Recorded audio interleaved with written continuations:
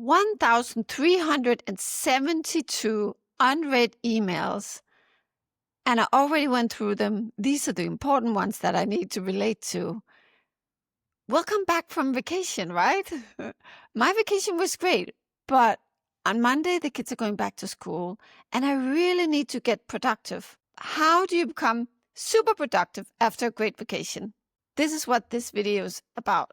I'm going to give you 7 productivity hacks to get into the game after vacation. Let's dive in. By the way, have we met? I am Bejle Grünbaum. I am pretty busy. I run a small family office, a fund. I have a podcast, a YouTube channel, a blog. I teach people how to invest. I also have 2 boys that I'm alone with, and they are now 9 and 12. I have a lot of stuff to do, and we all know that feeling. We went away, and we don't even know where to start. The tasks, the emails, everything have just piled up while you were gone, and there's no time to figure out how to do it. Well, I'm going to tell you how to do it. I'm going to show you actually how I do it. So I use a really huge notebook, an A4 notebook. On the very first page, I write down my goals. And this is not even part of the 7 productivity hacks. This is just something you should always do, writing down your goals. So you should have a long-term goal, like 5 years, 10 years. You should have a 1 year, and then you should have a very short goal, 21 days or 3 months. And the notebook will cover the shortest term, so which could be 3 months. And this is an old notebook that I am holding in my hand right now. On the very first page, I write down the goals. And I will always have a more data-driven quantitative goal, which is usually financial. And then I will have a softer goal, which is usually either health or relationships. So on my first page here, I had a few actually financial goals because I have different businesses. So the first one says that I wanted the revenue to reach 5 million, and this was in 2024. So this is an old notebook, just to show you how I work with it. And then the other kinds of goals were health. And just to give you an example, so I'll have a main goal, which was to become healthier, and then I'll set some things that I have to do. So, for example, here, yoga daily, training twice a week, how much I would have to sleep. And I don't mean hours. I'm measuring it with an Oura ring. And we can make another video about that because that's actually pretty interesting as well. And then I had relationships, and this is mostly about me and my kids. Okay, but we didn't even get into the hacks yet. The first hack is to write down everything that's on your mind that you have to do. Because we all know that feeling when we're about to fall asleep and then we can't fall asleep because we keep remembering something that's super important. So it could be, I have to remember to, in my case, signing up the kids for clubs, football club, basket clubs, all these things. And it's mixed together with creating a new landing page for the launch, which is super important, right? Both are important, but they're really, really different. So you need a brainstorming session. In the first attempt, you're not going to sort them in any way. You're just going to write everything down that comes through your mind, because the purpose here is to clear your mind of all these things that are so noisy. It could be, we talked about the email just before, get to the bottom of the unread emails. So I write down this long list on the second page, not the complete first page, because on the first page we have the goals, just to remind myself of the goals. On the second page, and what I sometimes do is I'll take a loose A4 paper from the printer, for example, and I will glue it into the first pages, second and third and fourth and fifth, because sometimes it will be quite long. But in this case, I just wrote it directly into the notebook. And I'll just write anything. Doesn't matter if it's important or very high category, very high priority or not at all. Just get it out. Why would I write it on a loose paper and then glue it into the book? Or maybe just use tape? That's because sometimes it gets really messy, and then I want a clean one to keep working on. You see, this looks really messy. So that's a way to do it. But usually I I will devour one of these. It's quite a big notebook, actually. I will use one of these. It won't take me much more than 3 months to get through it. The rest of the pages are working notes. Because with every task, there will be things that I have to remember. And I don't want all these loose notes that I'm always looking for. Because you think, oh, it's not so important. I'll just jot down the driver's number right here. But then you need that number a year later. And I keep these notebooks, by the way, because they are always important. Okay, so that's step 1. Just write everything down on a very long to-do list. Hack number 2 is now you need to prioritize and categorize all these things. So what I do is I will prioritize them from 1 to 3. Usually my brain can't gather anything more than 1 to 3. And we've actually had studies about this. And there was one study where people had to go into a supermarket. There was a sample of something. Let's say it was marmalade. And if there were 3 kinds of marmalades, whatever, strawberry, blueberry, and orange marmalade, people would say, oh, yes, let me try. But if there were more than 3, it felt overwhelming and people would just pass this tasting table and be like, oh, that's too much. I try as a rule only to have 3 options. Okay, so those are the priorities. Is it very important? Can you give it 1, medium important 2, and not so important 3? Then you need to categorize them, and I give them letters. So I will give them, for example, F for fun, or it could be P for personal, C for kids. And then I go through the list and I will give them, it will be like 1, P, 2, A, then I can quickly see what it is. Let me give you an example here. So we've got, on my list, we've got 1 P for personal, and 1 means it's very important. And it says a complete health check for me. Health is super, super important, so that got a 1. Let's take another one. Then you have one that's 3W, new car. So that's not very important. And W is for wish. So I never actually got the new car. This notebook is more than a year old. So I still try in my old Jeep Renegade. It has scratches. Some of them have been fixed. Some of them I didn't fix yet. And, I don't find it to be very important. It works. When you make this list, just remember that it's really not the same if it's urgent or important. Urgent would be buy dog food for the dog. The dog needs dog food, but it's not really important in the sense that, the dog can actually eat a fried egg. It's not going to die, it's going to be fine, but it's very urgent. So it's really important to distinguish between urgent and important. If we mistake those two, we're going to be running after our own tail and not getting anything important done. With the items that get a 1, it is essential that you do them as quickly as you can, because those are the important things. These are things that shouldn't wait too long. Of course, they should be done thoroughly. Some important things might not take very long, but try to prioritize the ones before anything else, even before the urgent ones. Next hack is to pre-plan the week on the weekend. If you're really good, you can do this already on Saturday. Use a time where you have a really fresh brain. Saturday morning, for example. To be quite honest, I do it on Sundays. But pre-plan the week so you know what's most important for that week. I'll show you some of my planners and how they look in at the end. The important part here is that when Monday morning at 9 o'clock comes, you already know what to do for the whole week, actually. And this is really important because you don't want to feel paralyzed and you don't want to just stare at the wall not knowing what to do.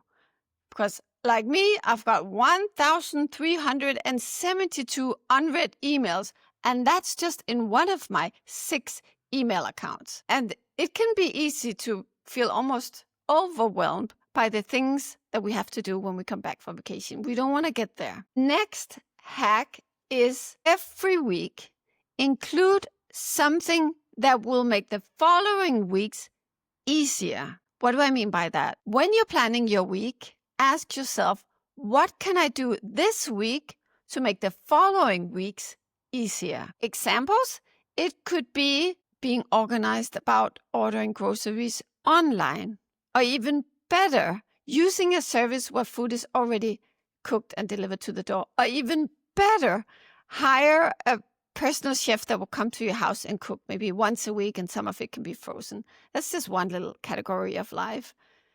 It could be something like finally making sure that you've got that parking app so you don't have to mess around with the coins or however it's working where you live. If you do that every week, this will have a compounding effect on how efficient you can be, how productive you can be. Next hack: scan for landmines when you are planning. What do I mean? I mean, what if something goes wrong? What if your child is sick and you can't show up? What if the other person cancels? What if the flight is delayed? Make sure that you know what to do in what if situations, ensuring that you don't feel stressed out if something like that happens, and you will continue to be efficient and productive. Next hack is planning daily the day before. It's not enough to plan the week. You need to make sure that every morning when you're ready to work, you actually are ready to work and you're not going to be paralyzed. So every evening, you should know the 3 most important things that you will do next day. 3 is such a magical number. When the hero goes on an adventure, it's usually 3 challenges that he has to overcome, or she. I find that I can only tackle 3 things in a day. I can remember 3 things, but if I write down 5, I will feel overwhelmed. I have different planners. I have one here that is a pretty cheap one from Flying Tiger. And it has simply on each day, it has the day with times from going from 8 until 22. Then it has a to-do list with 5 points. Then it has today's goals and some loose notes. But I usually write down under today's goals the 3 important things. And then there will be small stuff that I just have to do. Call somebody. That's not really one of the 3. That's just, something I have to tick off. But the 3 things will be the important things. Those will be the ones on my big to-do list. There are other kinds of planners. There is a planner here that I bought from a friend that they have a printing shop, so they make these themselves. And on this planner, it looks almost confusing to me because there are a lot of different things, and also the font is gray, so it's harder to read. But let me tell you what's here, because it's actually also inspiring. There will be the week's priorities, 1, 2, 3. Then there's an area for notes. There's a larger area for the to-do list. And then it says I'm excited about. And it says life, harmony, to-do, health and wellness, family and friends, fun and adventures, self-develop and spiritual. Then it has a habit tracker. It has this week's wins, lesson learned, things to improve, and reward if the goal is achieved. So this is basically for every single, but this is weekly review. And then you have today, and you have almost the same. You have for every day, you have day's top priority, to-do list, day's schedule, notes, what I could have done better today, what I'm grateful for, and some routines, water, food, exercise. I have a third planner here, which is Hero on a Mission planner. First of all, it has some different intro areas with goals and life plan, but let's ignore those for now and just look at the daily planner. It has my morning ritual. I've reviewed my goals, among others. Then it has primary task 1, 2, and 3. So they are sticking to 3 as well. Then it has 5 secondary tasks. And it has an area where it says, if I could live this day again, what would you do differently this time? What am I grateful for today? And then appointments. This reminds me of the next hack. The next hack is to evaluate and adjust. When the week is over, ask yourself, what would you have done differently? If you could redo anything, what would it be? Was there anything that distracted you during the week? Go through it and then try to plan for not repeating those mistakes or distractions. What could that be? Well, right now, as I was about to record this video, I was actually interrupted by the dentist who wanted to reschedule an appointment. It was a notification from WhatsApp, to be specific, and I hadn't put it on silent. And that completely interrupted my flow because I had to stop the video. I got disturbed and I restarted the video. So that actually took 15 minutes out of my life. You don't have to stop the video. I do know that, but I got really confused at that moment. I will put my phone on silent before I go on a YouTube video. So I'll write down on the weekly review. I showed you the different planners just before. And what's so interesting is that some of these planners have a daily review. That's actually a pretty good idea, to review every day. So one here says, what could have done better today and what I'm grateful for.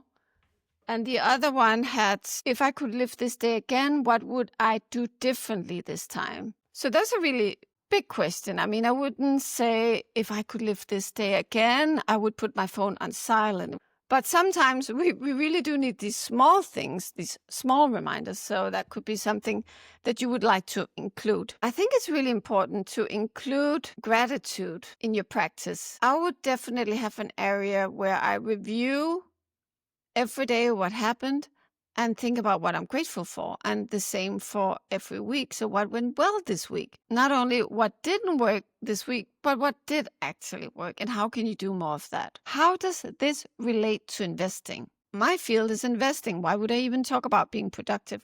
Well, one of the things that I see happening with many of my students is that they can't find the time to invest. And that's a productivity issue. Not getting it done is the biggest barrier to almost everything, and that includes investing. And I have a little point that I think is really important. Remember that when you work on these things, there will be a compounding effect. Just like with investing, we like to make money of the money that we already made from investing. That is what compounding is.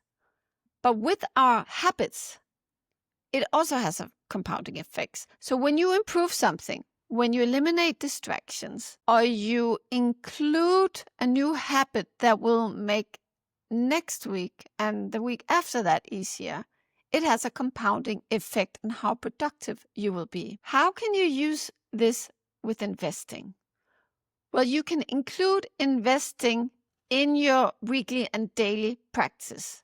So, for example, you could say, what company am I going to look at for investing purposes this week? It could be something that you include in your weekly planning. For some of us, it's a really good idea to check in what's going on in the market every day. So you can include that in your daily practice or your daily planning.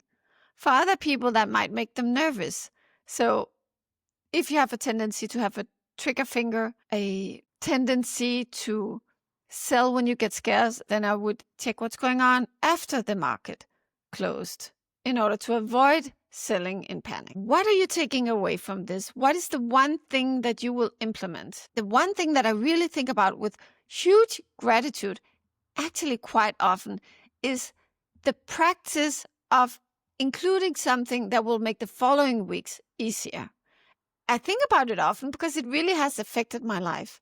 For example, when I drive the car, I have this little gadget that makes it easier to go through the payment systems on the highway. And I still remember being stuck there and having to pull out the card and not being able to reach the reader, from the window because I'm a small person. And then I had to step out of the car, and that's a mess, and everyone is honking. Every time I drive through that automatic payment system, I think about that one week where I told myself, okay, I will get it this week. I promise myself before this week is over, I have that system up and running and working. Maybe you're thinking, well, that's not that difficult. But yeah, well, I had just landed in Portugal. I didn't know the language. So it was really complicated for me. It felt very complicated at the time because I didn't know the language to actually figure out how to get the app and, understand how to activate it, all these things. I still think about that little gadget with such gratitude. And there are a lot of other things where I think, I'm so glad I finally got this done. And that's because I'm promising myself every week to do one of these things. Another thing that's very important to me is obviously just, making that plan, making that list, making the weekly list, making the daily list.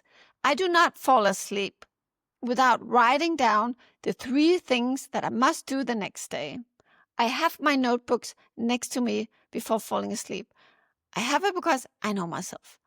When I'm about to fall asleep, I wake up because there's something I'm about to forget. It always happens. So I'm so glad to have that notebook.